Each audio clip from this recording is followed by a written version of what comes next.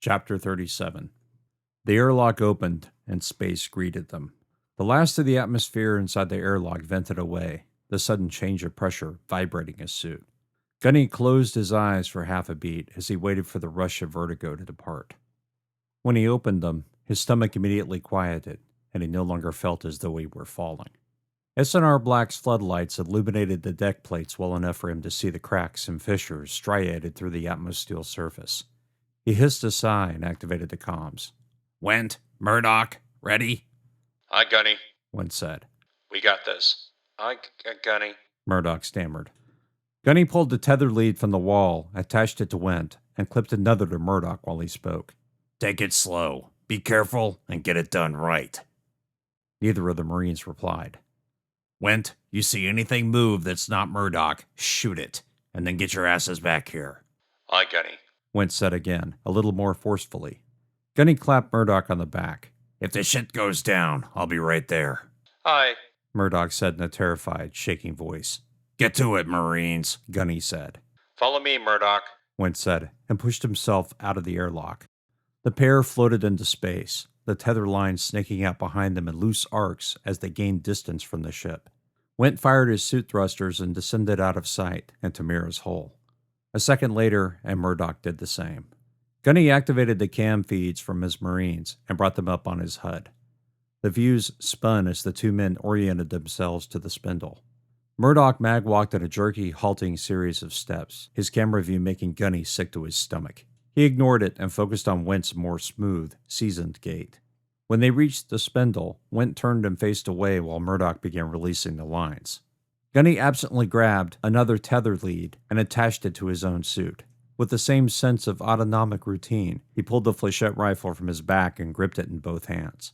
The firm metal felt reassuring somehow and made his fingers stop twitching with nervous tension. The task of unhooking the spindle should only take a few minutes, he thought. Even less if they had two Marines to do the job. But that would have required another Marine to provide cover, and he simply didn't have the numbers for that. Not without tasking another member of the command crew. Considering Noble had a fractured leg, Oakes had to fly the damn ship, and Dunn was the captain and strictly forbidden from leaving the ship unless there was an emergency. They had to make do. He knew Dunn was suited up and waiting outside the cargo bay hatch leading into the rest of the ship. The captain would come out here and save asses if necessary. Hell, even Noble would gimp his way out if they needed him. Gunny just hoped it wouldn't come to that. No, what he really needed, what he really wanted, he wanted Calimora, Dickerson, Carbonaro, and Elliott standing on deck. He wanted to hear the corporal snapping at her Marines, her clipped voice taking no shit and barking orders as though she were born for the job. That's what he wanted. Gunny glanced at his helmet cam and looked across Mira's vast exterior. Somewhere beneath all that metal and 2 decades of humanity's labor, her squad was either alive or dead. They were either trying to find a way out of the hulk, or they'd been eaten by the pine cones or the starfish or void knew what else lurking within the derelict's walls. Just a few more bodies in the floating tomb. He shook the thought away. Those 4 Marines deserved the benefit of the doubt. They were still alive an hour ago, and they'd still be alive now.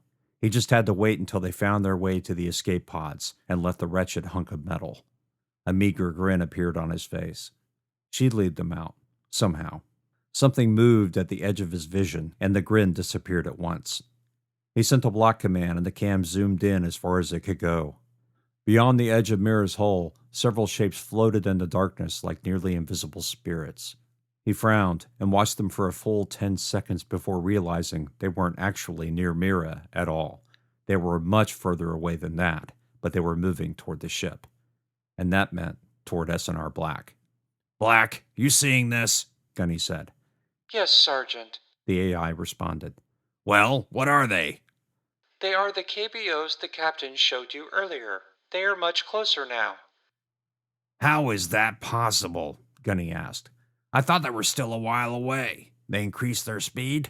No, Sergeant. Black said. Not even Mickey's extensive array of telescopes and sensors are powerful enough to track every object near us. It appears these were much closer than anticipated.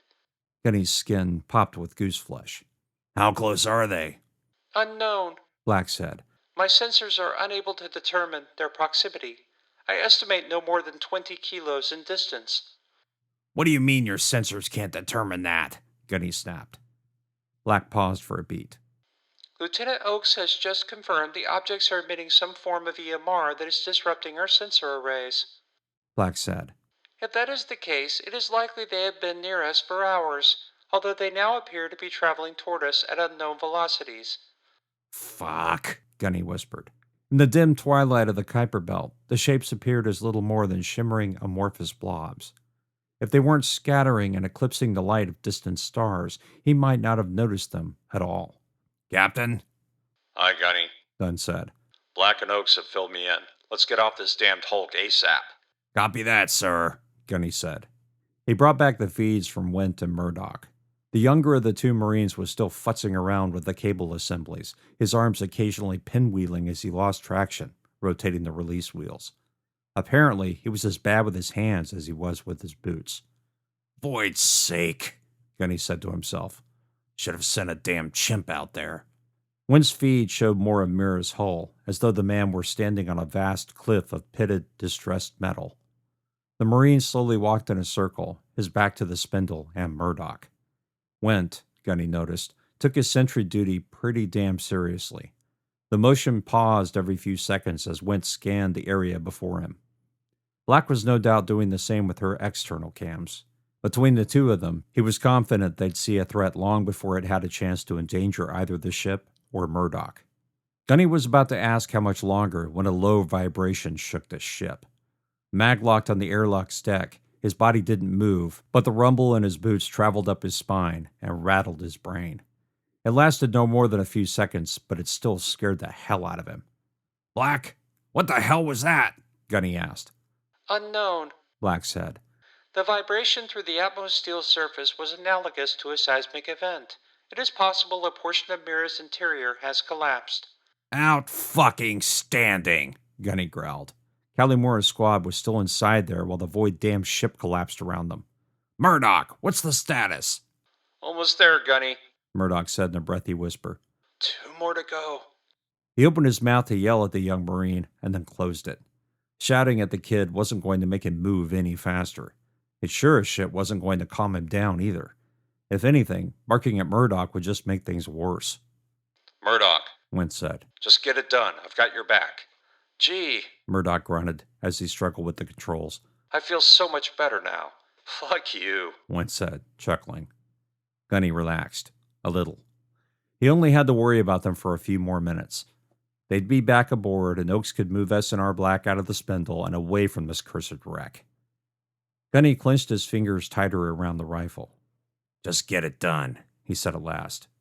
Neither of the Marines replied. Chapter 38. Instead of sitting behind Oakes on an elevated command chair, instead of a cup of coffee in his hands, and instead of analyzing block data from the sensors, he stood just outside the cargo bay wearing a combat suit. With his helmet on, he had access to all the cam feeds and didn't have to view them through his block. That made the speed and clarity much better, and he wasn't sure that was a good thing.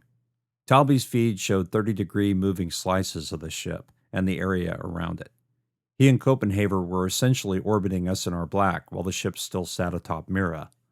Went's feed, on the other hand, displayed a constantly moving 80-degree view of Mira's surface. And Murdoch's? Dunn steadied the feed and quickly decided Murdoch was either very stupid, very clumsy, or panicked. He made a mental note to check with Gunny as to which of the three it was. The young Marine's hands might as well have been hooves for all their dexterity. Maybe his gloves are damaged? Dunn said aloud. Murdoch had spent the better part of 5 minutes attempting to decouple the reinforced lines from the spindle. Rather than risk any more Marines to properly remove the harness, he decided it was best just to take apart the spindle connections. Then they could decouple S&R Black from the spindle, and they'd have a fighting chance of getting out of this mess. Murdoch, Went asked over the comms. You going to take all void damn day or what? Murdoch huffed and puffed through his mic. This one is stuck, He yelled. Can't get the fucking thing to move. Went growled. His cam feed swiveled from a view of Mira's hull to that of the spindle. Get your ass on cover duty, Murdoch. Went said as he made his way to the controls. And try not to shoot me in the back. Murdoch smacked his armored glove against the spindle, pulled his rifle, and walked past Went to take up a sentry position. Went to the last connection on the spindle, stowed his rifle, and began working on the coupling.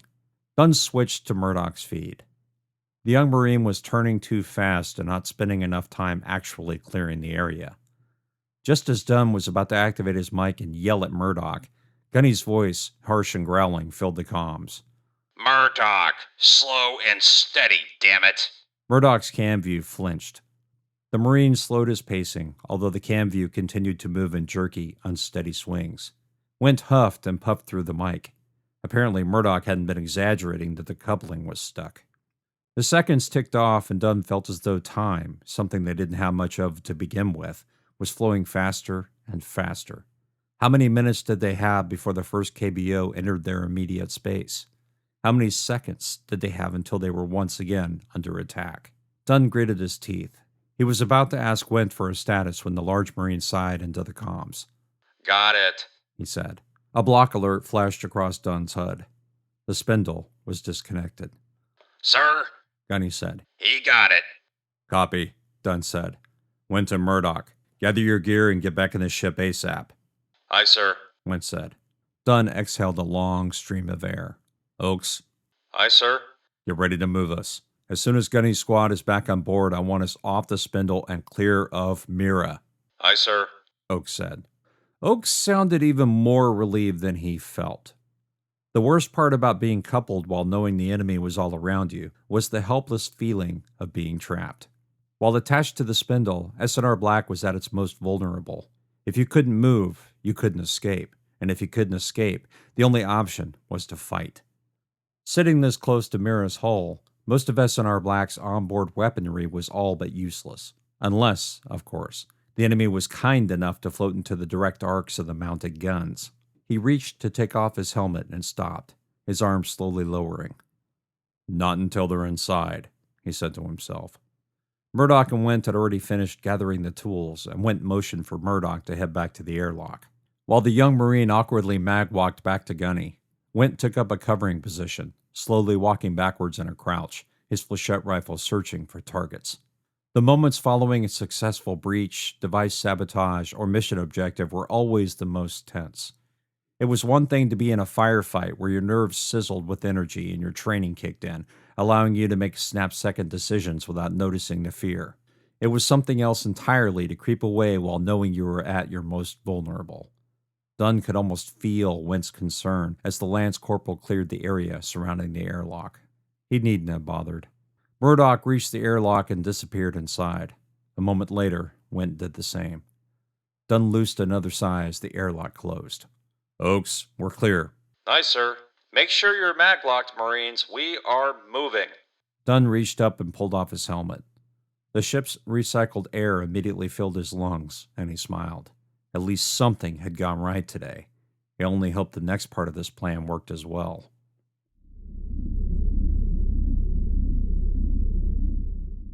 Chapter 39. The tunnel was even darker than he'd feared. Dickerson had seen the damage to the hatch assemblies through Carb's cam feed, but until he was able to swing his own cam around, study each scar and mar in the metal, he couldn't believe the damage. Well, something was sure pissed off, he said over the private comms to Carb. No shit. Carb said. Give me a meter of space, just in case I need to get the fuck out of here in a hurry. Copy that, Dickerson said. Just make sure you fire a few rounds in there if something so much as twitches. She giggled. You're usually the one who storms through hatches and takes on whatever comes at you. Now you're being cautious? Well, he said, after you've seen darkness try and swallow you, not to mention starfish and fucking pine cones trying to kill you, you get a little skittish. Carb crept another step forward. Okay, I guess I understand that. Dickerson kept her forward cam feed on the HUD's right side. Her helmet lamps slashed through the gloom with pure white light, the far bulkhead suddenly visible in the illumination. He waited while she took another few steps further into the tunnel. When she finally reached the inner hatch's edge, she took up a position to the tunnel's right, her lights and rifle pointed to the left. Left, she said. He quickly walked to her, stood to his full height, and took position on the left side, rifle pointed to the right. Right, he said. The two Marines paused for a moment, Dickerson daring something in the room to move. But there was nothing. Her suit lights easily illuminated the back of the room, while his own did the same on the other end. Whatever this room was, they at least didn't have to worry about a creeping darkness swallowing the light. For now. Clear? Dickerson nodded to himself. Clear. Carb took another few steps forward and entered the room beyond the hatch lip. Dickerson held his breath as her camera feed panned left, her suit lights illuminating a number of lab tables similar to the ones they'd found earlier. More equipment, more workstations, more dead hollow displays. It looked like just another room literally frozen in time. And then he saw the corpses. 3 figures floated near the rear bulkhead, their forms nearly lost in the shadows. Carb unfocused her lights to provide a wider range of light, and he heard her draw in a deep breath. A flotsam of shredded clothing, bloody ice crystals, and chunks of flesh floated like dust. Well, Carb said after a moment. I guess we know what happened in here. No, we don't, Dickerson said. Not a goddamn clue. Okay, yeah, you're right. She panned again, her lights dancing over the back wall. Shit, you see that? He did. The rear bulkhead had a number of dark shapes attached to it, the lights seeming to slide off their surface like water beating on oil. 5 of them, he said. What the fuck are they? Don't know. Carb said. Going further in. Covering, Dickerson said. He unfocused his own lights and shined them to the right of her position. He waited until she'd walked another meter inside before following in her wake.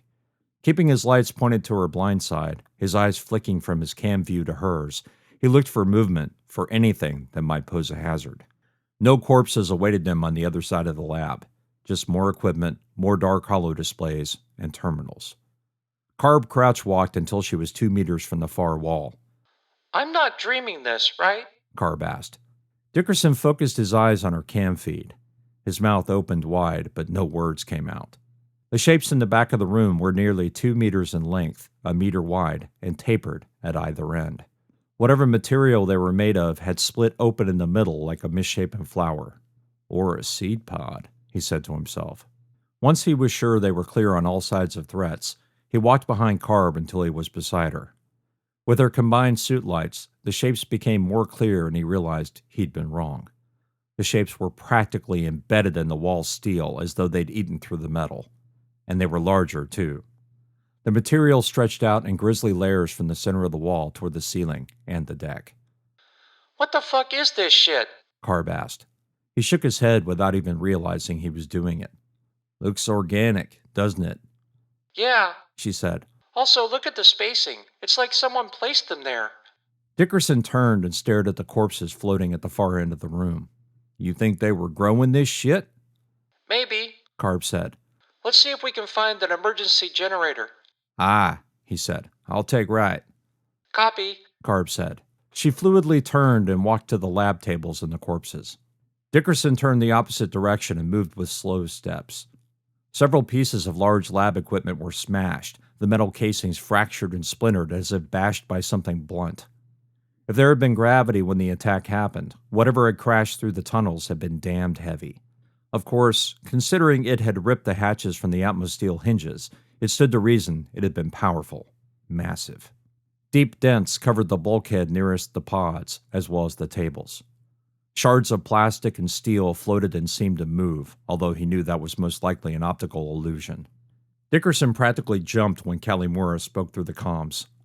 How we doing? He couldn't find his voice, but Carb responded for him. He wasn't surprised to hear the jangle of stress in her words. Good, I guess. You see our feeds? Aye, Mira said. Would be better if we had some real light in there. No shit, Dickerson said. But in truth, he wasn't sure he wanted a better look at the room. Something had broken in here, killed whatever crew had been inside, and smashed equipment and tables. Was it the same thing that had tracked them? Or maybe one of those starfish things? And why the hell were the pods split open and spread apart? Look for an emergency generator, Mira said. We are, Carb said. Dickerson thought he heard a touch of annoyance in her voice. Not that he could blame her. Mira was telling them shit they already knew. Dickerson tried to clear the questions from his mind and searched the room. There had to be a recessed panel hiding an emergency power source. There had been one in every other room they'd explored, so it stood to reason this one did too. The more he studied the walls, the more they looked, well, wrong. Fissures ran down the metal between the bulkheads, looking like jags of forked lightning. Something had cracked the walls as though they were plastic. Whatever had been powerful enough to rip apart the quarantine hatches had obviously decided the room itself needed the same treatment. Dickerson took in a shuddering breath. If that thing was still here, still moving around the ship, and they found it, there was no way they'd be able to stop it. Shit. What would an explosive or stun-flechette round possibly do to something that powerful? Probably fucking nothing, he said to himself. He continued searching and finally found a rectangular inset in the wall. "Pay dirt," he said. Found it? Carb asked. The panel popped out the moment he pressed a finger to it, the crank assembly sliding from the wall in a puff of shattered ice crystals. Grinning, he turned the crank until the indicator lights turned green. "Here goes nothing," he said, and pressed the power button. A quarter of the overheads flickered to life, bathing the room in a shadowy twilight. He turned and faced the room's interior. That's when he saw them. The split seed pods on the wall were the least interesting objects in the room. What hung from the ceiling made his mouth open in unfocused terror and surprise. For a moment, Dickerson wasn't sure what he was looking at, only that they were oblong shapes that seemed embedded in the steel. But the shapes looked, well, familiar. His mind tried to find another analog to replace them with, but failed. The shapes were human, outlines burned into the steel like flash-fried shades. Three outlines of human beings etched into the atmosteel ceiling like the ancient chalk outlines of crime victims. No flesh, no tatters of clothing, only the discolored lines. Except for one. A single rib, bleached white, jutted out from the steel. "The fuck?" he finally said. What? Carb asked. He didn't see her turn to follow his gaze, but knew she had. Okay, that's bad. She said. "No shit." Dickerson tore his eyes from the sight to look at her. "That make any goddamn sense to you?" She shook her head. Only if it's in a fucking horror hollow. "Copy that," Dickerson said.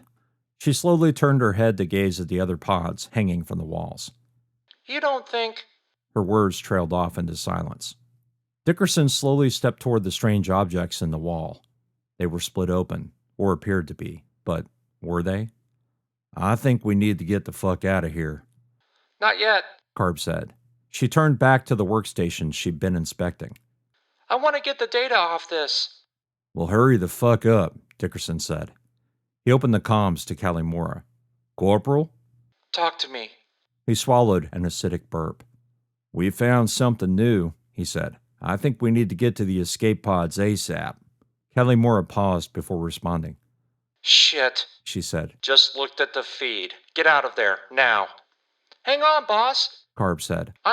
No, Calimora said. now. Dickerson glanced at Carb. She was still fighting to extract a memory chip from the holo display. Aye, boss. "Fuck," Dickerson whispered after switching to the private comms. He mag-walked as quickly as he could to join her by the table. "Carb, we need to go." Yeah, fuck off already. I've almost got it. Dickerson saw movement on his HUD and flicked his eyes to the HUD's tiled window display. Something had twitched in the rear cam. Dickerson narrowed his eyes and zoomed in. The rear suit lights cast just enough light to illuminate the ceiling and the open pods at the back of the room. One of them shuddered, as if in a seizure. His mouth opened as the embedded edges of the pods seemed to slide down. "Carb?" What? She yelled in annoyance. He tried to speak, but his voice locked in his throat. The other pods began shaking, too. The first pod's edges had opened like a yawning mouth. A few fluttering black triangular shapes dropped from the ceiling, pushed by some unknown force toward the deck. Dickerson lunged forward at Carb. She looked up just as he floated to her and locked his arm around her shoulder. "Move! Now!" Her head pointed back to where he'd been. An airy scream broke across the comms. Dickerson saw it too, now. The mouths were vomiting clouds of the shapes to the floor. "Unlock!" She cut her mag boost just as he fired his jets. The pair of Marines flew through hundreds of the shapes, the objects bouncing off their suits like micrometeorites. He focused on using the attitude thrusters to push them to the door. From what seemed like 1,000,000 kilometers away, Carb's voice screamed into the headset to the corporal, telling she and Elliot to start moving. Just as they floated to the broken airlock doors, he reached out with his free hand and swung both he and Carb through the entrance. His shoulders shrieked with pain, but he barely noticed. As they flew back into the main hallway, he reached the outer airlock ring and swung them again. Something gave in his shoulder, and bright stars of pain lit his mind. Carb was screaming. Kalimura was yelling, and Elliot was asking what the hell was going on. Dickerson ignored it all and hit his jets again. A critical warning flashed across his HUD. He was out of fuel, but the momentum carried him past Kalimura and Elliot, Carb floating behind him, her shoulder still attached to his good arm. The hall up ahead glowed from his suit lights as they traveled further and further away from the airlock. A check of his cam showed just enough for him to know that Elliot and the corporal had activated their thrusters too. But in the distance, he made out a cloud of objects flowing out of the airlock. Whatever those things were, they were following them. He was out of fuel.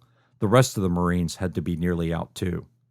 At a speed of 6 meters per second, he was heading into the darkness with no way to slow down, no way to change direction, and no way to stop.